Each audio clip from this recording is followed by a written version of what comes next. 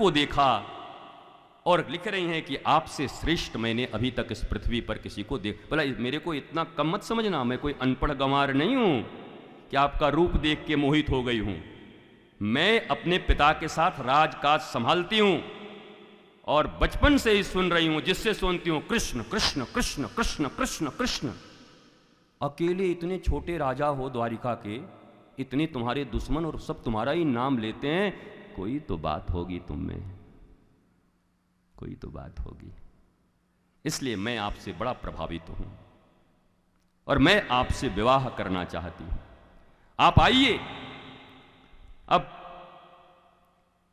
ये सियाल जो शिशुपाल है, आप सिंह हो, ये सियाल खाए, सियाल ले जाएगा हमें, सिंह का, सिंह की अर्धांगिनी को सियाल ले जाएगा आपके होते हुए।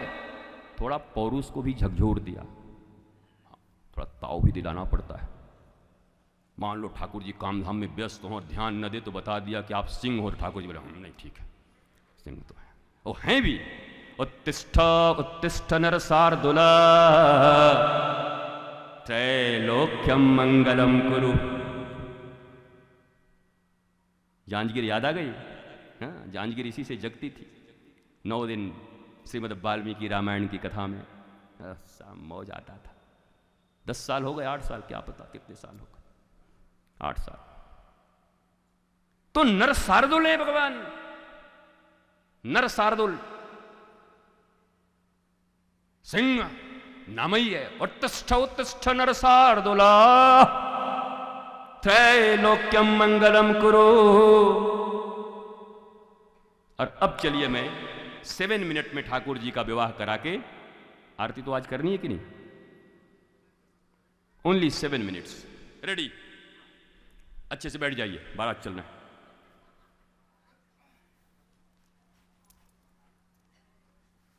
बारात नहीं जाना है, उठाने जाना है। ठाकुर जी जा रहे हैं लाने रुक्मिणी जी को, और वहां एक से एक लोग पड़े हुए हैं। रुक्मी, विदुरथ, साल व पौंड्रक सब वहीं पर है। हम तो देखेंगे, बाकियों से तुम लोगों को भिड़वाएंगे। भड़के ले आओ रुक्मिणी जी को, ठाकुर जी से मिलाई दो। ये सब में तो आप लोग बहुत माहिर हैं। लोगों का मिलन कराना, ब्याह कराना, हुआ हुआ ब्याह तोड़वा देना, इसमें तो डॉक्टर हैं आप लोग।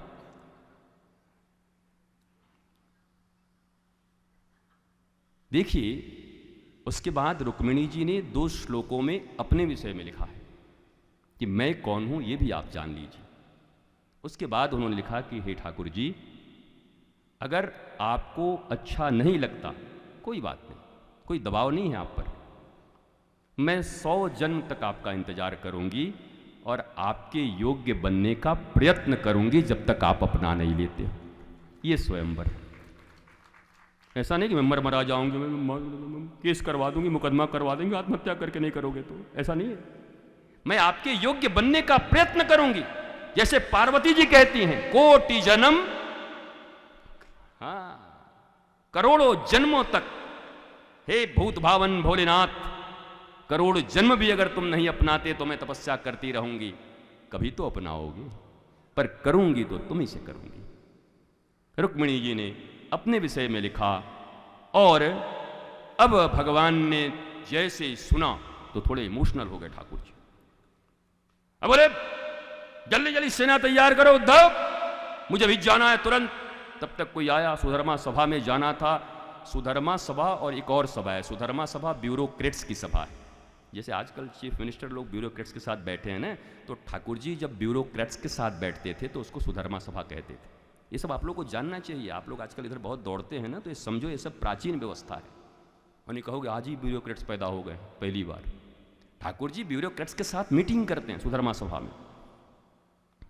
बोला आपको वहां बैठना, बोला कोई बैठक नहीं होगा, आप इस्तीफा देता हूं। अरे बोला क्या कर रहे हो कृष्ण? ठाकुर जी ने कहा मेरा पहला वचन है, कोई शरणागति मांगता है तो शरणागति की रक्षा करना मेरा पहला धर्म है। मैं चला कौंडन्यपुर, बाद में देखा जाए। तुमको चलना है क्या? बोला कौन पूछ रहा है? बोला मैं कृष्ण। किससे पूछ रहे हो? महामंत्री से कि उद्धव से? बोला महामंत्री से पूछ रहा हूं। बोला कोई सेना नहीं मिलेगा, प्राइवेट मामला है, जाके खुद निपट के आओ। श्री कृष्ण के महामंत्री ने श्री कृष्ण को उत्तर दिया कि यह आपका प्राइवेट मामला है विवाह का, इसमें द्वारिका की सेना को नहीं दिया जाएगा।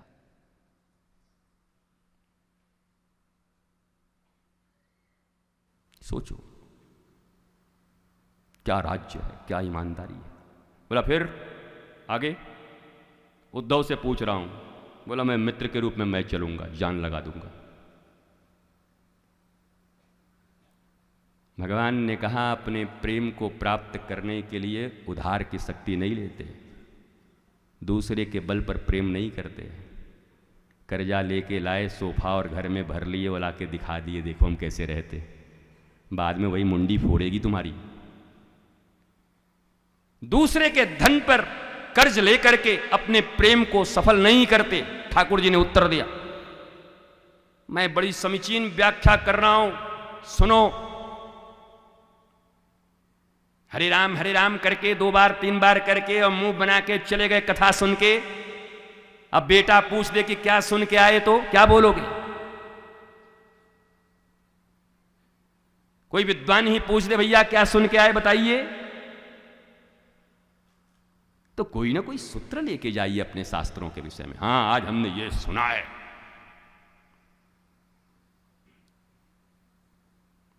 ठाकुर जी ने आवाहन किया दारुक। अब ठाकुर जी अपने आवेश में आ गए चतुर्भुज। बोला हमको नहीं चाहिए सब, द्वारिका में तो ऐसे भी। दारुक आया रथ लेके ठाकुर जी का, कोई द्वारिका से कोई मतलब नहीं। ठाकुर जी का रथ, ठाकुर जी का दारुक पार्क यहां पर है वृंदावन में, सात्विकी पार्क, दारुक पार्क सब बने। आप देखना दारुक जी आए, ठाकुर बैठे। बोला उद्धव को सिर्फ दादा को बता देना कि मैं गया हूं, समय नहीं है। और जब गए तो बड़ी प्यारी कथा है। ठाकुर जी बड़े पॉलिटिशियन हैं, सब कुछ देखते हैं। बोला यहाँ तो द्वारिका का रथ अगर देख लिया गया तो पहले हमला होगा, तो पहले यहां एक रथ को चुराओ, यहीं के एक रथ को चुराओ, झंडा बदलो, जनाना रथ लाओ। ठाकुर जी का मन अब जनाना बनने का कर रहा है। मोहिनी रूप, शिव जी को डोला दें जहां तहां महाराज ये, तो राक्षसों को अपने पीछे दौड़ा दें ये मोहिनी रूप बना के। बोला आज तो हमें भी बनना पड़ेगा रुक्मिणी हरण के लिए कुछ न कुछ। तो ठाकुर जी ने दारुक को बोल करके 2 ड्राइवरों को लड़वा दिया। तो भाई बताए ना भी, तू अंधा तेरा बाप अंधा। लड़ पड़े दोनों, उसको पकड़ के बांधा, वहां का रथ लिया, झंडे डंडे सब बदले। ठाकुर जी ने रूप बदला, बैठ गए अंदर। दारुक निकला वही ड्रेस पहन के, सैल्यूट की विधि सीख ली। इधर शिशुपाल भी, उसको खबर लग गया है कि अब आज ही विवाह है, कल ये मानेगा नहीं, इसलिए बड़ी कड़ी चेकिंग है। शिशुपाल स्वयं निकला हुआ है चेकिंग करने के लिए। और रास्ते में मिल जाता है, दारुक उतर के नमस्कार करते हैं। बोला चुप, है तो हमारे यहाँ का, कौन है, कहाँ जा रहा है? बोला महाराज आपकी बहन जी जा रही है। शिशुपाल की एक बहन थी जो कृष्ण के पक्ष में रहती थी, और वो कहती थी कि कभी भी तेरा विवाह रुक्मिणी से नहीं होगा, विवाह जब होगा श्री कृष्ण से, मैं तो आऊंगी ही नहीं। अरे बोला वो कैसे आ गई? अरे बोला बहुत मना के ला रहा हूं, दादी जी भेजी। अरे बोला बात बन गई, बात बन गई। शिशुपाल ने महाराज क्या किया, जाकर के भीतर ऐसे करके झांक के देखा, ठाकुर जी तो ऐसा रूप बना, उनको कौन पकड़े जब राक्षस नहीं पकड़ पाए। चक्कर खा गए बेचारे ये दोनों, अमृत लेके भी धोखा खा गए। बताओ, सारा अमृत देवताओं को पिला दिया ठाकुर जी ने। सुंदर रूप बनाया है ठाकुर जी ने। बड़ी प्यारी बात महात्मा लोग कहते हैं कि शिशुपाल की बहन की आदत थी, जब भी बहन मिलती थी नाक नोच लेती थी उसका। तो जैसे ही अंदर किया, नाक पकड़ के रगड़ दिया। बोला हाँ समझ गया, बहन ये बहन अपनी अपनी। बोला कि शिशुपाल भी सोच रहा है यार जा जोर से नोच दिया, कल ही शादी है, नाक पकौड़ा हो जाता और शादी कैसे होता हमारा। चलो कम से कम नाक बच गई।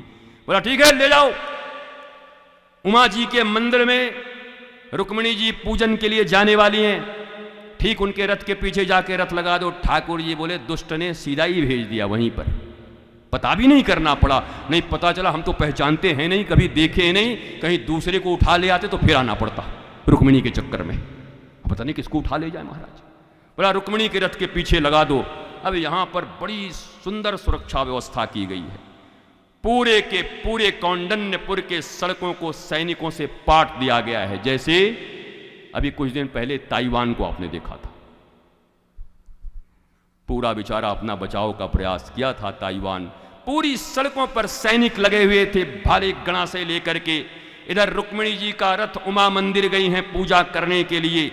अनंत अनंत रथ चल रहे हैं, घोड़े के ऊपर सैनिक विराजमान हैं, ऊंटों के ऊपर सैनिक विराजमान हैं, महाराज हाथियों के ऊपर सैनिक विराजमान हैं, पैदल सैनिक विराजमान हैं, नगाड़े तासे ढोल बज रहे हैं, नृत्यांगनाएं चल रही हैं, चतुर्दिक बड़े बड़े राजा मणि मुक्ता हार लुटाते चल रहे हैं। महाराज बड़े बड़े लोग तीर कमान लेकर के पीछे पीछे सावधान सावधान, रुक्मिणी महारानी जा रही हैं सावधान। पूरे के पूरे कौंडन्यपुर में मारो मिलिट्री शासन लगा हुआ है।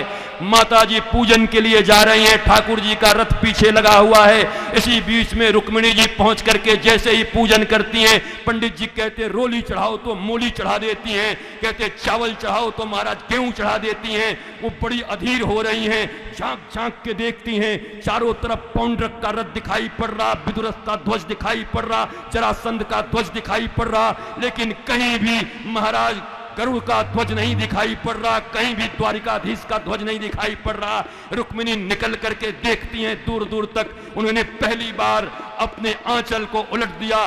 पहली बार 18 वर्ष की आयु में रुक्मिणी को जब सैनिकों ने देखा तो देखते रह गए। इतनी अविरल सुंदर थी, इतने सौंदर्य को देख करके महाराज जिन लोगों ने धनुष्बाण उठा रखे थे उनकी चुटकियां छुट गई। वो धनुष्बाण जाके लग के अपने ही सैनिकों को लग गए। सैनिकों ने कहा पीठ पर क्यों हमला करते हो, सामने से करो। अरे नहीं नहीं गलती हो गई। ऊपर से हाथ से तलवार छुट गए, हाथियों को लगे मदस्नुत होकर दौड़ने लगे। भगवान ने दौड़ते हुए कहा दारुक पीछे ले चलो। आवाज लगाई रुक्मिणी मैं यहां हूं। रुक्मिणी ने अपने उत्तरीय को छोड़ा, ठाकुर जी पहुंचे हैं। जैसे एक मदस्नुत हाथी किसी सरोवर में खिले हुए कमल को अपने सूंड से उठाकर रख लेता है, उसी तरीके से भगवान ने अपने हस्त पंडित भुजाओं से पंकजा रुक्मिणी को उठाकर अपने रथ में बगल में बिठा लिया। मारा दिव्यात दिव्य भाव से पंकजा को बिठाकर चले। भगवान कहे ये गड़बड़ हो जाएगा, लोग कहेंगे चुरा के ले गया।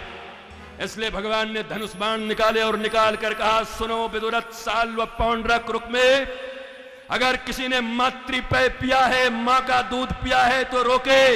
मैं ले जाना हूं रुक्मिणी को, मैं छुरा के नहीं ले जाऊंगा, मैं द्वारिकाधीश हूं, युद्ध करके ले जाऊंगा। पौंड्रक महाराज खड़ा हो गया, सारे लोग आ गए लड़ने के लिए। ठाकुर जी ऐसे निकालते बाण, तुनीर से धनुष पे चढ़ाते, आग का गोला बरसाते हुए बाण जाता, कटे हुए सिर नजर आते थे। चारों तरफ हाहाकार मच गया। आज पहली बार रुक्मिणी ने देखा, मैं तो माखन मलाई समझती थी, ये तो रामावतार के राम से भी बलवान है। ऐसा तीरंदाज आज तक नहीं देखा। ठाकुर का ये दुर्धस्त रूप आज तक किसी ने देखा नहीं था।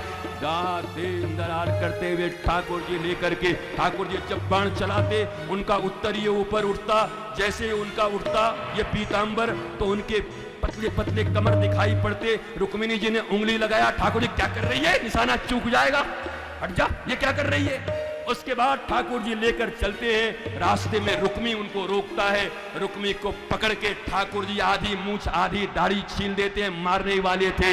रुक्मिणी ने पैरों को पकड़ लिया कि आप क्षमा कर दीजिए, प्रथम मिलन की रात्रि में कोई न कोई उपहार मुझे देते ना, तो मैं उपहार मांगती हूं, मेरे भाई का जान बख्श दीजिए, छोड़ दीजिए, मत मारिए इसको।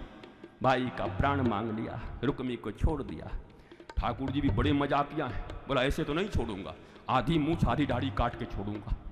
तो ठाकुर जी ने मूंछ दाढ़ी काट के छोड़ दिया। बताओ हमारा साले की इतनी बेइज्जती शादी में।